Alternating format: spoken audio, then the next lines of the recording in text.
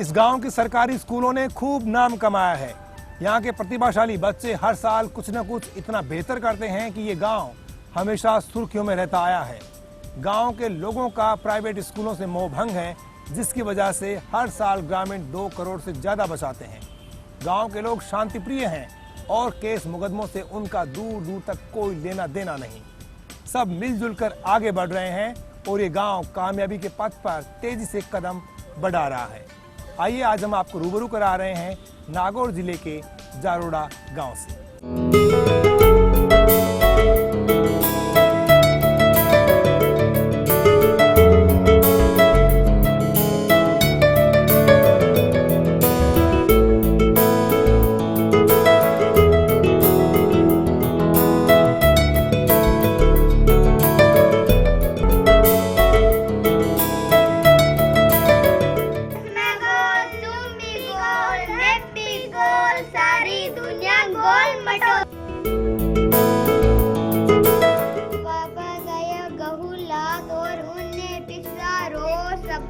उठकर हम रोटी का पेड़ हिलाते, रोटी गिरती टप टप टप, हम सब मिलकर गप गप गप।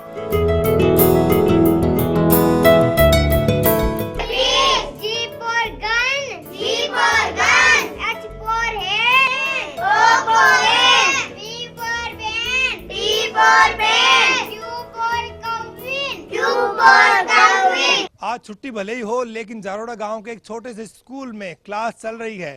क्लास लेने वाले टीचर नहीं है, बल्कि गांव का एक होनहार युवा है जो इस गांव से बाहर रहकर प्रतियोगी परीक्षाओं की तैयारी कर रहा है। लेकिन जैसे ये युवा गांव में आता है, ये अपने से छोटों के प्रति जो जिम्मेदारी है उसे महसूस करता है और बच्चों के बीच में आकर के क्लास लेता है। इसका नाम राकेश है। और राकेश, हम आपसे जानना चाहेंगे, कितने साल से आप जो है यहाँ बच्चों के बीच में इसी तरह से वक्त गुजारा करते हैं जब भी आप यहाँ पर आते हैं, और किस तरह से मोटिवेट करते हैं आप अपने गांव के बच्चों को? मैं तो सर कक्षा 12 पढ़ते ही बाहर चला गया था बीए करने के लिए। तब से लेकर आज तक मेरी एमए चल रही है प्रीवियस। आज तक मैं जब भी गांव आता हूं जयपुर से वापस, तो इन बच्चों के साथ वक्त बिताता हूं और ये मन में भी एक खुशी होती है जब इन बच्चों के साथ वक्त बिताता हूं कि मेरे गांव का भी कुछ आगे बढ़े। और रही बात इन बच्चों की, आज छुट्टी है स्कूल की, भले ही छुट्टियों में घर पर बैठा था, ये लड़के घर बुलाने आ गए थे 2 के सर हमें पढ़ना है, क्योंकि इनमें खुद में पढ़ने का वो जज्बा है, ये कुछ करना चाहते हैं अपनी लाइफ में। उसी वजह से आज ये जारोड़ा में खूब, वैसे शिक्षा में आज जारोड़ा पिछले 10 या 15 सालों से खूब बढ़ोतरी कर रहा है सर। अच्छा, इसके पीछे की क्या वजह है? किस तरह से गांव के युवाओं ने, बच्चों ने प्रेरणा ली जिसकी वजह से आपका गांव शिक्षा में आगे बढ़ गया? यही स्कूलों की वजह है सर। स्कूलों की वजह से आज गांव के प्रत्येक घर में दिनों दिन ज़्यादा नौकरियां मिल रही है। फोर्स में जा रहे हैं, आरएस में भी कई सेलेक्ट हुए हैं, एसआई बन रहे हैं, राजस्थान पुलिस में, तो उनसे वो मोटिवेट होकर ये बच्चे भी कुछ करना चाहते हैं। क्या नाम है आपका और किससे सीख मिली है आपको आगे बढ़ने की, और क्या बनना चाहोगे आप? मेरा नाम महिपाल है और मैं अफसर बनना चाहता हूँ और ये प्रेरणा मुझे अपने गुरुजी तथा अपने बड़ों से मिली है। आप बड़े होके क्या बनोगे, किस तरह से मेहनत कर रहे हो आप? आईएएस। अच्छा, ये आईएएस क्या होता है? आईएएस कलेक्टर होता है। अच्छा, कलेक्टर बनना चाहते हो? ये मासूम बच्चे दिखने में भले ही छोटे हैं, लेकिन इनके ख्वाब बहुत बड़े हैं। ये बड़े बनकर बहुत कुछ करना चाहते हैं, इनमें कुछ करने का जज्बा दिखाई देता है। आप लोग क्या करोगे आगे बड़े होकर? डॉक्टर बनूंगी, देश की सेवा करूंगी, इलाज करूंगी। अच्छा, आप क्या बनोगे आगे बड़े होकर? टीचर। टीचर बनोगे? गांव में टीचरों की संख्या ज्यादा है, इसलिए टीचर बनना चाहते हो? हाँ। क्या बनना चाहोगे? आर्मी, फौजी। अच्छा, फौज में जाओगे? अच्छा। तो जितने बच्चे हैं उनकी अलग अलग ख्वाहिशें हैं, ये अलग अलग फील्ड में जाना चाहते हैं। कोई फौज में जाना चाहता है, कोई पुलिस में भर्ती होना चाहता है, लेकिन इनके मन में एक ही ख्वाहिश है कि वो बड़े होकर अपने गाँव का नाम रोशन करें और कुछ न कुछ बनकर दिखाएं।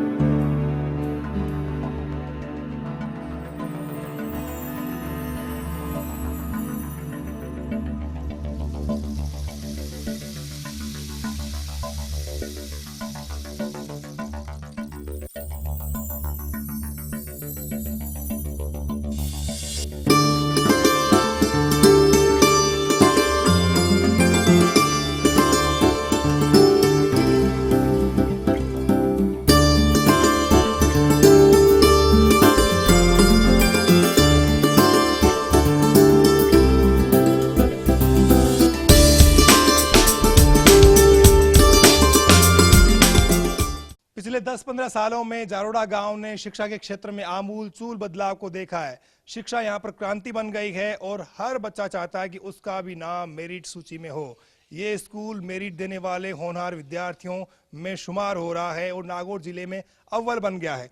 1999 में आप देख सकते हैं 1998-99 में 14% रिजल्ट था इस स्कूल के बोर्ड की परीक्षाओं का, जो बढ़ते बढ़ते आप देख सकते हैं कि 2005-06 में 100% हुआ। उसके बाद में कहीं भी यहाँ के छात्र पीछे नहीं रहे, यानी कि नतीजे बढ़ते रहे और छात्र आगे बढ़ते गए, जिसकी वजह से अभिभावकों का स्कूल में ज़बरदस्त भरोसा बढ़ा है और यहाँ के जो टीचर्स हैं उनका सम्मान बहुत ज़्यादा है। यहाँ पर जहाँ भी आप देखोगे कुछ न कुछ बच्चों की जो जीनियसनेस है, जो उनकी विद्वता है, वो यहाँ पर दिखाई पड़ती है। किस तरह से यहाँ के बच्चे परफॉर्म कर रहे हैं। अशोक चौधरी साहब, आप बहुत प्रभावित हुए इस स्कूल के नतीजों को देखकर? जी, बहुत बहुत प्रभावित हुआ। और जब यहाँ का एक छात्र हरेंद्र, जो यहाँ दिख रहा है हरेंद्र, ये जब मेरिट में आया राजस्थान की, तो मुझे बड़ा अचंभा हुआ। और तब मैं यहाँ स्कूल में आया और मैंने यहाँ की बहुत सारी चीज़ों का पता किया कि आखिर ये चमत्कार इस गाँव में हो कैसे रहा है। तो मूल बात जो मुझे मालूम चली वो ये थी कि अंग्रेजी का हवा यहाँ पर ख़त्म हो गया। हमें देखने में यही आया कि छात्रों के परसेंटेज अंग्रेजी में कम रहते हैं और ख़ासकर ग्रामीण राजस्थान में। तो यहाँ के टीचर जो नदीम जी हैं, उन्होंने अंग्रेजी की पढ़ाई इतनी बेहतरीन तरीके से बच्चों को कराई कि बच्चों के अंग्रेजी में 100 से 100% आने लग गए। और इसी का परिणाम है कि अब यहाँ मेरिट आना एक क्रेज बन गया बच्चों के लिए, और लड़के और लड़कियों दोनों में कंपटीशन रहता है कि हम आगे बढ़ें। और मेरिट को 1-2 बच्चे नहीं आ रहे हैं, बल्कि लगातार मेरिट आती चली जा रही है। स्कूल मेरिट फैक्ट्री हो गया एक तरह से। जी, मेरिट आना इनके लिए बहुत सामान्य बात हो गई। और आप देखिए कि यहाँ प्राइवेट स्कूलों की तरह की प्रतिस्पर्धा नहीं है, फिर भी आप मेरिट को अलग एंगल से देखें तो प्रत्येक जो 100 बच्चे फर्स्ट आते हैं उसमें से जारोड़ा के 10-12 होते हैं। हालांकि उनका प्रचार बहुत ज़्यादा राजस्थान में नहीं है कि उनका नंबर पहले स्थान पर दूसरे स्थान पर नहीं आया, लेकिन आप 100 की लिस्ट देखेंगे तो उसमें जारोड़ा के बच्चे आपको खूब सारे मिलेंगे। अब फर्स्ट आने के लिए जो तंत्र मंत्र करने होते हैं, सरकारी स्कूल है उसके कारण से ये लोग नहीं करते, पब्लिसिटी भी नहीं है, लेकिन 100 में गिनती करेंगे तो खूब है। और उससे भी ज़्यादा आप गिनती करिए कि एयरफोर्स में सिलेक्शन, यहाँ का कोई बच्चा एयरफोर्स की परीक्षा में फेल नहीं होता है। और फिजिकल या मेडिकल में रह जाए तो अलग बात है, लेकिन 100% सिलेक्शन उसका एयरफोर्स में होता है। और पूरा गांव भर गया ऐसे लोगों से। अच्छा, क्या आपको लगता है कि गांव के लोगों ने सरकारी स्कूल पर इतना ध्यान दिया जिसकी वजह से बच्चे आगे तो बढ़े ही, गांव के लोगों का पैसा भी बहुत बचा है? आप देखिए हर साल इस गांव में 2 करोड़ रुपए बच रहे हैं। ये शायद राजस्थान का एकमात्र ऐसा गांव है जिस गांव में इस जमाने में भी प्राइवेट स्कूल की एक भी बस नहीं आती है। और एक बच्चे का भी आप हिसाब लगाएं तो यहाँ पर 1500 बच्चे पढ़ते हैं, और ये सारे बच्चे अगर प्राइवेट स्कूल में पढ़ते तो इस गांव को 2 करोड़ रुपए खर्च होते। हमारे साथ में शंकराराम जी हैं, पीटीआई हैं इस स्कूल के। शंकराराम जी, पहले नतीजा 13-14% रह गया था आपके स्कूल का, फिर अब तो हर साल 100% रिजल्ट आ रहे हैं आपके। हाँ, मेरा यहाँ 98 से नदीम शाह का, मेरा पॉल सिंह दोनों का, और हमने संडे की भी छुट्टी नहीं की कभी। और फिर हमने इन गांव वालों को समझाने के यहाँ तक पहुँचाने के लिए बहुत संघर्ष करना पड़ा। अब की बार थोड़ी टीचरों की कमी है, और 3-4 टीचर तो गांव वालों की तरफ से वो प्राइवेट लेके आए, वो चंदा उगा के मतलब काम चला रहे। इस और प्रशासन को ध्यान देने की सख्त जरूरत है। तो गांव के लोग अपने बच्चों की पढ़ाई के प्रति कितने चिंतित है? यानी कि स्कूल में टीचर नहीं है तो गांव के लोग चंदा करके पैसा जमा कर रहे हैं और यहाँ पर प्राइवेट जो पढ़ाने वाले टीचर हैं उनको ला करके सरकारी स्कूल में पढ़ाया जा रहा है ताकि बच्चों की पढ़ाई चलती रहे।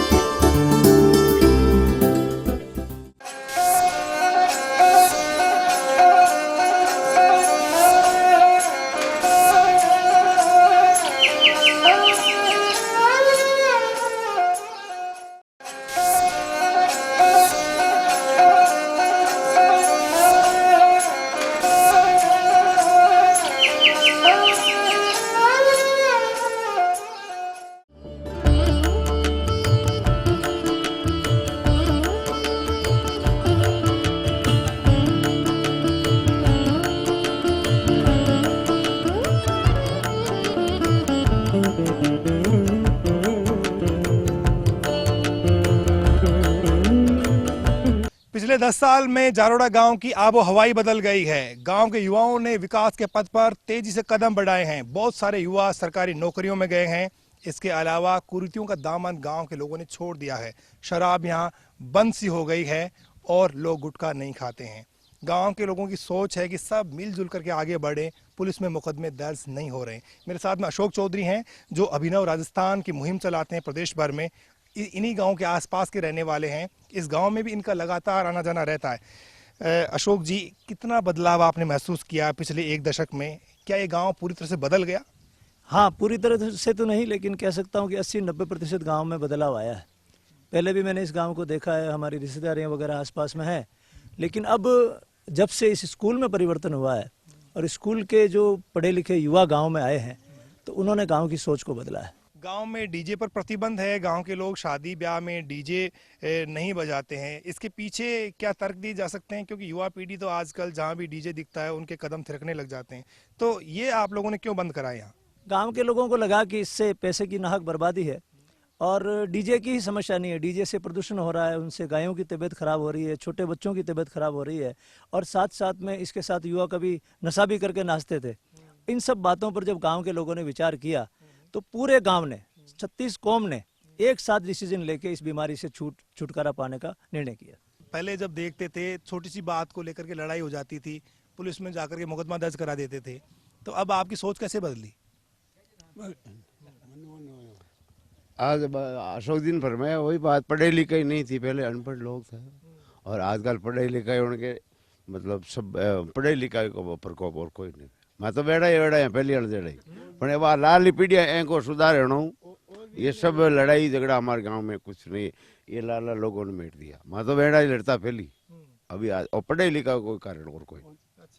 सब कुछ शिक्षा से संभव हुआ ये? बिल्कुल शिक्षा से संभव हुआ और गांव के लोग ऐसी कोई अलग घटनाएं होती है तो उस पर इकट्ठे होकर विचार भी करते हैं, भाई ऐसा नहीं होना चाहिए। बच्चों के मामले में, स्कूल के मामले में जो भी पूरा सहयोग है और मतलब कुर्तियों के लिए कोई भी काम होता तो हमारे गांव वाले इकट्ठे होके जो भी है उसको समाधान करते हैं। आगे के लिए लड़ाई झगड़ा ना हो, ऐसा ना हो, हर चीज़ में बैठ के सामूहिक निर्णय लेते हैं, इसीलिए ये संभव हुआ है। जैसे कोई गाय को हमने गांव वालों मिलकर गौशाला भी खोला हमारे गांव में, अच्छा अनुदान करते हैं, उनकी सेवा करते हैं और आपस में मिलजुल के रहते हैं।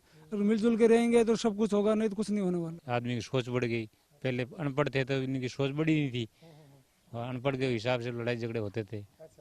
पढ़ाई लिखाई का जमाना हो गया तो लड़का आज लड़ेगा तो वो नौकरी थोड़ी कर सकेगा, केस पकड़ा हो जाएगा, वो नौकरी में नहीं जा सकेगा। इस वजह से लड़ाई ठंडा कम हो गई। ये आम गुवाड़ है इस गांव का और यहाँ पर चौपाल हमेशा जमी रहती है। गांव के लोग हैं वो यहाँ पर बैठा करते हैं।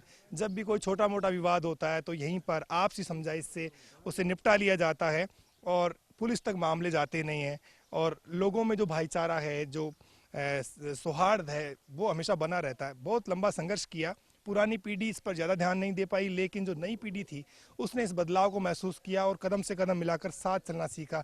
इसलिए आज ये गांव बहुत तेज़ी से आगे बढ़ रहा है और नागौर जिले के चुनिंदा गांवों में इस गांव की गिनती हो रही है। अशोक चौधरी साहब, और क्या ज़रूरत है इस गाँव में, क्या और होना चाहिए? हॉस्पिटल होना चाहिए। गाँव में हॉस्पिटल नहीं है, इतना बड़ा गाँव होने के बाद भी यहाँ के लोगों को मेड़ता रोड जाना पड़ता है। खूब सारे पशुपालक यहाँ पर हैं, उनके लिए भी यहाँ पर उम्दा सुविधा की जरूरत है, वो यहाँ पर नहीं है। जिला प्रशासन को, जब गांव के लोगों ने इतने कदम अच्छे उठाए हैं, जिला प्रशासन को आगे आना चाहिए और ऐसे गांवों को गोद लेके इनका विकास विशेष रूप से करना चाहिए। इस गांव की खास बात मैंने ये देखी कि जो गुवाड़ का निर्णय है ना, उसको ओवररूट कोई नहीं करता। उस निर्णय को छोटा हो, बड़ा हो, बुजुर्ग हो, सारा फॉलो करता है। और गांव ने जो भी निर्णय ले लिया, आज डीजे बंद है तो उसके बाद किसी की हिम्मत नहीं होती कि भाई अपन डीजे बजाएं करें। तो इनमें एक अनुशासन की भावना है गाँव के निर्णय के प्रति, ये मुझे बहुत प्रभावित करती है इस गांव की। खास बात यह कि जो अभिभावकों और शिक्षकों के बीच में समन्वय होना चाहिए वो बड़ा क्लासिकल है। पिछले 10 सालों में हमने कभी भी नहीं सुना कि गांव के लोगों की तरफ से स्कूल को कोई समस्या हुई है या स्कूल की तरफ से गांव में कोई समस्या हुई है। जब भी स्कूल को जरूरत पड़ी, 5 लाख रुपए की जरूरत पड़ी तो यहाँ 5 मिनट लगते हैं और स्कूल को 5 लाख रुपए गाँव के लोग उपलब्ध करवा देते हैं। ये समन्वय जो है इसमें कभी भी दुराभास नहीं आया, ये खास बात है।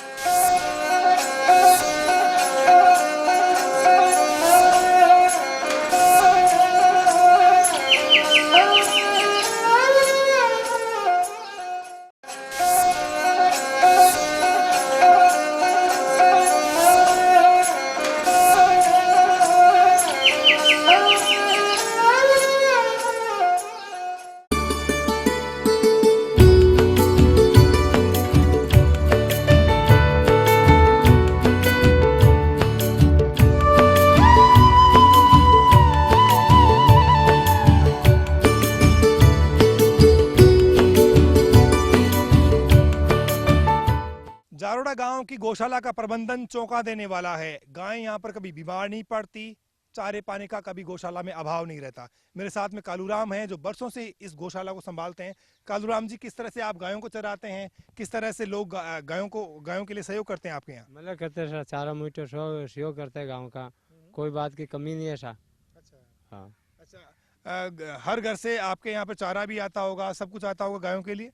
हर घर में आते हैं, कोई 2 पाखड़ा नागते हैं, कोई 1 पाखड़ा नागते हैं, हर घर में आते हैं, चारा अनाज नागते हैं खूब।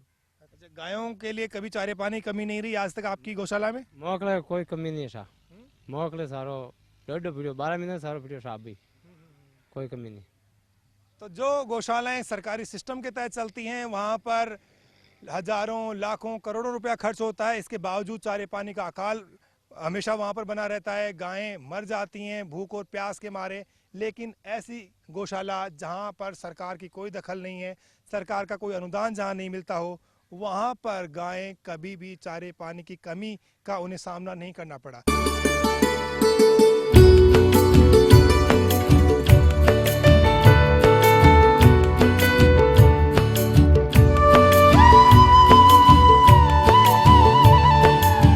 खाली गायों के लिए अनुदान दे देना या गायों के लिए सहायता दे देना पर्याप्त नहीं है, इसमें कम्युनिटी पार्टिसिपेशन जरूरी है। और यहाँ के जो लोग हैं गांव के, वो दरअसल यहाँ आते रहते हैं, घूमते रहते हैं लोगों के बीच में, वो खुद आंखों से देखते रहते हैं कि गायें वाकई में कैसे पल रही हैं। तो समुदाय की सहभागिता यहाँ पर महत्वपूर्ण रोल अदा कर रही है। गौशाला को गाँव से जो अनुदान के रूप में देते हैं भामाशाह और सत्संग वगैरह, जो भी कोई धार्मिक कार्य होता है उसमें पैसे आते हैं जो हम गौशाला को देते हैं। और यहाँ एक प्लांट है, बिजली प्लांट है, उसमें जो भी तूड़ी जाती है उस तूड़ी के एक हमारा आदमी रखा हुआ है, वो 100 रुपये के हिसाब से रसीद काटता है और वो पैसे पूरे गौशाला में आते हैं, जो साल भर में 10 लाख रुपए के लगभग आ जाते हैं हमारे।